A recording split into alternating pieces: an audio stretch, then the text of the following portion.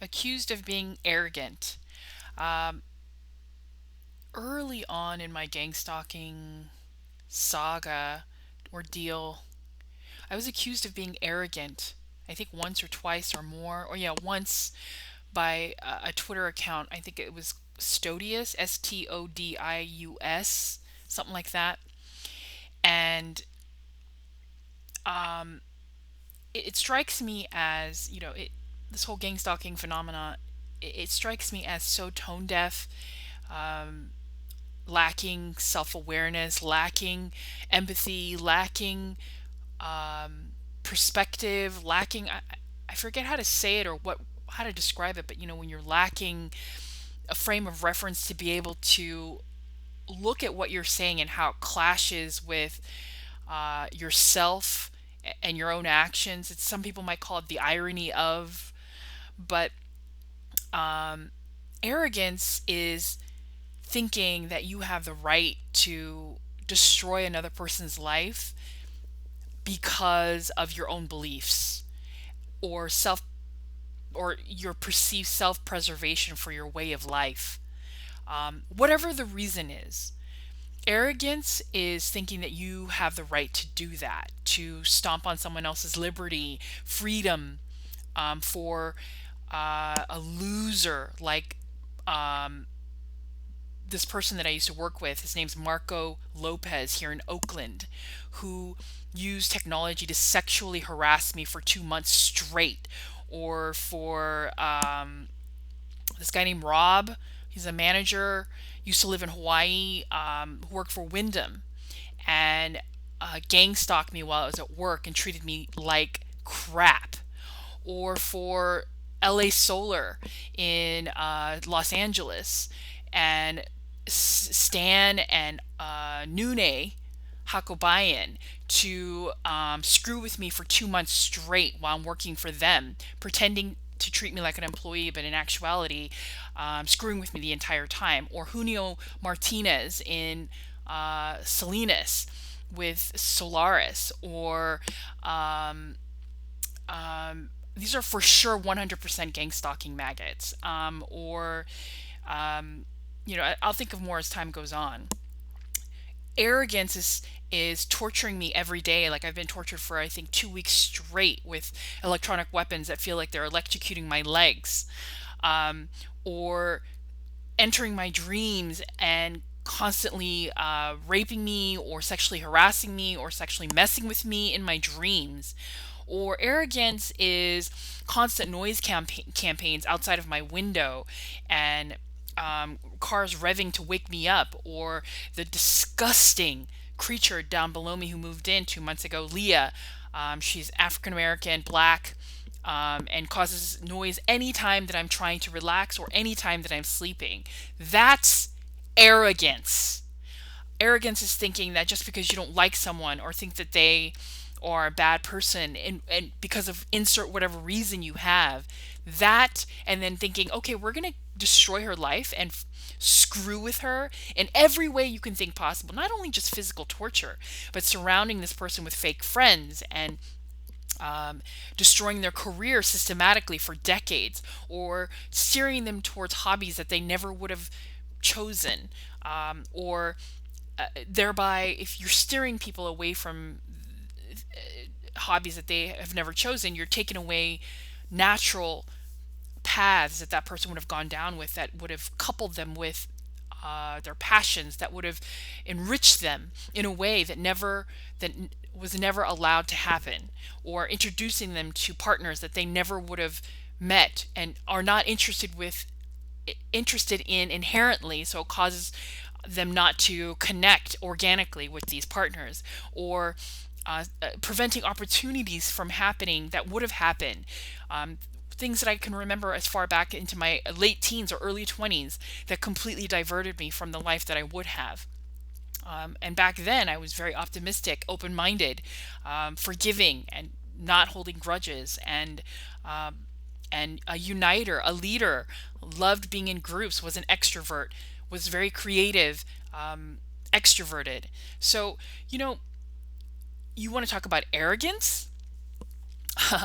uh, back when I went to UC Berkeley, I was a terrible writer. I'm a terrible writer now, but I have the propensity to become a pretty good writer, not a great writer. It's too, I would say it's too late. I mean, if I studied every single day for the rest of my life, I might become a good writer in 20 years. I'm sure nothing is impossible, but um,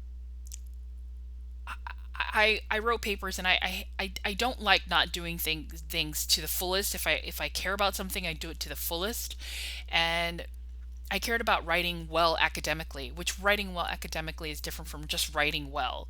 It's just like a certain protocol. Like if you work on BMWs, they've got certain parts that you need to work on, and they've got electrical issues. You have to know specifically how to work on BMWs. Or if you are cooking something with cake flour, it needs to be treated differently. You need to add, a little bit more to, instead of if you're working with regular flour.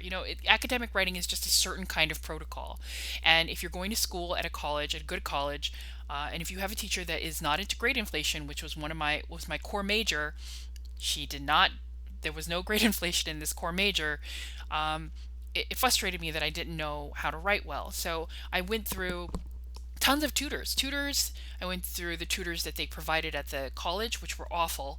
So I tried to pay tutors. And if you go on Craigslist 10, 15 years ago, it was like they would charge 15 to 20, maybe even $40 an hour, $60 an hour for some, which I never paid for, to understand what academic writing was. I think I went through probably no more than 10, less than 10, maybe 7 to 10 over, 4 to 5 year period. And they were all crap, crap, except one. And one that I found sort of late in my academic time at UC Berkeley. And and I don't know how else to describe this in a short way, in a brief manner, but if you're searching to do something right, you and you're looking for someone to give you information about it, maybe something that you need to get information about it to be taught properly, and then you go through many attempts to find that information, that correct information, in a situation where you are able to find correct information. um, it's like an epiphany. It's like it dawns on you when you finally meet this person how everyone else was so inadequate in the manner in which they were trying to teach you, and in their methodology, and in their actual rigor, right? In their actual technique, that they had no idea about how to write academically, or no idea how to teach it, or both. And that's how much work I put into it. Um, and so I remember one of these core classes that I had, I got a C, I think. I don't know what I got. I didn't get a good grade. And I went to office hours once, once, and apparently this is something that a lot of students do, to ask for feedback on what was wrong with my paper. And I remember there being tons of kids outside waiting to speak to, I don't know if it was the actual teacher, the professor, or I forget what they're called, their teachers assistants. I forget what they're called, GSIs or something like that, graduate student instructors, I forget. And they were all complaining about their grades, Why did they get a B minus? Why did they get a C plus? Why didn't they get an A or whatnot? And it struck me as very annoying and elitist and entitled that kids were doing this, because of course I was an older student. And there was a perfect example of this with this one girl who was just stunted in her mental growth. And I've been accused of that, but actually what I've discovered is I was not the one that was stunted in my mental growth. It's all of you. The vast majority of gangstalking maggots are actually stunted in mental capacity. It took a while to finally really realize that, but it's actually all of you. Not every single one of you, but 90, like the vast majority of you. And I say the vast majority because most of you are psychopaths. For those of you that are highly intelligent, you are psychopaths, and you are stunted in your mental capacity because of that. But anyways, back to this girl Laura, who was who got like a C minus on her paper and was furious about it. I mean, I'm talking, she was mad. And I remember her voice being mad, her forehead being furrowed, and being genuinely personally offended that she would get a C minus on this paper, and that she was going to go to office hours and she was going to ask why this is unacceptable. And I remember asking if I could read her paper, and I read her paper, and it was, I kid you not, it was like eighth grade writing, about eighth or ninth grade writing. It was bad, just so bad. Oh my gosh. That's why I'm talking fast, and I don't want this video to be too long, but it was about 8th to 10th grade writing. And I remember I didn't give her any feedback, real feedback, because I was scared at the time, and that was my fault. I was so stupefied by it, that she was completely oblivious to the fact that it was horrible writing, but more than that, that she didn't even have any open-ended questions about it, and about why she got such a bad grade, like I did. And actually, I think I got like a B minus. I don't think I got any C's. I may have gone, but anyways. And that's the difference between me and this girl Laura and all of you gang stalking maggots, is that I am being judged, my life. And wait, actually, and so my diatribe, my oratory, my comments, my thoughts on this story, before I came to record this, is absolute disbelief. Actually some repulsion at the elitism, the entitled mannerisms, beliefs, feelings of all these students. And this was an ongoing pattern when I went to UC Berkeley, students going to argue about their grades. And I'll tell you why later. Besides the fact that I actually saw it. But and I laugh at it. I find it gross. I find it, and I comment on it in this way. And it dawned on me that that attitude could be perceived at, or is arrogant, that me thinking that these people are less evolved because they're complaining without asking open-ended questions. They are less evolved because they feel entitled to their A grades without putting the work in, without asking about being self-aware. And in most cases in my life, when they're faced with this, or confronted about it, they don't care, or they don't seek to understand, by asking open-ended questions and being open-minded about it. And before you even think of accusing me of not being that way, I have always been that way, if approached in an intellectual, logical, rational way. I've always been that way, and less so as time has gone on, since this gang stalking has it's just like exponentially gotten worse and worse and worse, and heavier and heavier and heavier. If you're constantly harassed and told you're stupid and awful and sabotaged and gaslighted for decades, of course your personality changes. But anyways, and that's why I know that what you're doing is wrong, and that this place is toxic, that the USA is toxic, that this place is lost and completely out of control, that you have no idea what you're doing, not really. And earlier tonight I said you have no idea what you're doing, and I know you don't care, and I got confirmation of that with a messaging from my phone. I'm not going to go into it. That's another whole video. But it's like people are making these judgments at you. People like Laura, people like Junio, people like Stan, people like Nune, people like Erwin, people like that cop Alex, I think his name was. I can't even remember. Oakland cop. People like my manager at a SEO company here in San Francisco, SEO startup, Michael and Casey, people like Lavina in Las Vegas, people like Sandra in Oakland, and people like so many more, who people who make these judgments about you and they don't know you. And but actually the point was people who are making these judgments about you coming from a place of lack, Lack. Laura, who's this person who had this 8th grade, 10th grade, 11th grade paper, horrifically written, thinking that she knows and she's going to demand something from someone who has a PhD, probably one or two or three, who knows, and is far more intelligent, and she thinks that she is entitled to that grade. These people are the ones that are judging me and who have destroyed my life.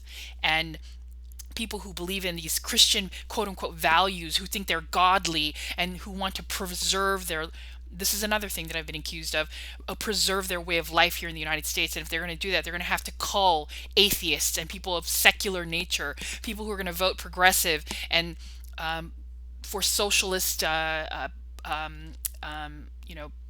political. I don't know I don't know what to call it. My brain is, obviously messed up from all the torture. But voting for healthcare, voting for gun restrictions, voting for abortion, pro-choice. These are the things that have been told to me. No, we can't let you do that. We can't let people like you do that because you would damage our way of life here in the United States. These are not things that I didn't know anything that these kinds of freaks and religious zealots and political psychopaths existed. I thought this was a land of the free, liberty and justice for all, and our vote makes a difference. There's nothing wrong with what I did. I did everything right. I voted for what I thought was right and spoke up about it and told majority, like 80% of whatever I did online or on Craigslist or messaging or anything, whoever I cursed at, whoever I told was a piece of crap, were people who I thought were misogynists and pedophiles and bullies and racists and all of that. And now at this stage of the gang stalking, I know that much of my life was manufactured to make myself look a certain way, even controlled to do certain things to set me up to look like this bad person. And you might laugh and you might scoff at that, but I'm telling you 100% that is effing true. So you want to talk about arrogance? Arrogance is believing that your ideology is cause for destroying and torturing other people day in and day out. Arrogance is thinking that it's okay to hurt other people in such a fashion that we as humans should not be able to, are not able to handle. I'm tortured every single fucking day with pain and suffering and noise campaigns and sleep deprivation. Arrogance is thinking that you have a right to do that to another living sentient being. That is arrogance. Get the F out of my face with anything you have to say. Arrogance is telling me that I should be open-minded and trust after years, decades of torture and sabotage of my life, of pushing me into scenarios that I never would have even been a part of if it hadn't been for your Machiavellian manufacturing. Arrogance is telling me that I should trust and keep my heart open while in the midst of you torturing me. Arrogance is telling me that you have the right to control my career or my passions or who I love. Don't get in my face about anything. Arrogance is believing that I should believe anything you have to say going forward after years of lies, not even including the last 2 years of deception, of back and forth deception. You have no credibility here. You are beneath me. You are not better than me. My life is just as valuable as yours. You can go to hell.